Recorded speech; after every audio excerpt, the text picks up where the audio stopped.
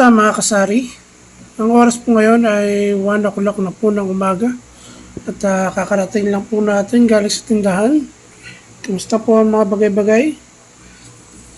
At matagal po tayo nawala sa YT at marami pong nangyari na hindi na dapat ikwento. Hindi ako masyadong nagbablog dahil sa umina yung tindahan namin dahil nga marami nagbablog na mga vlogger tungkol sa tindahan. Kaya marami rin nagtayuan sa Western Bikutan ng tindahan. Lalo na sa mga bahay-bahay lang nila. Tapos, at isa pang masakit, nasa 250 meters lang ay may nagtayo. Dali. Diyo humina kami sa gin. Dati ang gin namin sa isang box ay kalahating araw lang. Pinakamatagal na yung 2 araw. At ngayon, ang isang box namin, maabot na po ng mga 4 na araw. Pero ayos pa naman, lakas pa rin. At tuloy-tuloy lang tayo. Kung ano yung mga napaghirapan natin ay tuloy lang natin. Marami po nangyari, tulad ng tumigil tayo sa pagbibigas, gawa ng nawala po yung ating truck. Nasira rin po yung ating truck kasi, dahil luma na. Yun lang ating nakayanan, kaya pinagtyagaan lang natin.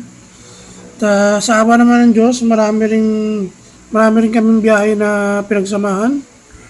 Pero dumating din ang oras na bumigay na siya. At tuluyan ang ibinenta na kahit pa paano may bumalik ng konti. Mga susunod, babalik tayo sa bigas. Saka sa update sa ating tindahan. At tumigil din muna ako sa sa sideline ng mga uniform. Dahil mahina yung kumpanya namin. Kaya wala muna tayo sa uniform. At itong channel naman ito ay ino-open ko para sa mga sideline na kahit pwede mong pagkakitaan. At yun naman ang layunan nitong channel na to.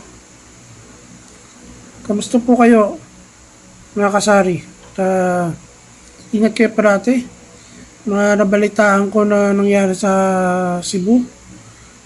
At lagi ako nagpe-pray para sa kanila. Sana kayo rin, mabuhay po kayo. Ingat po kayo parati. God bless you.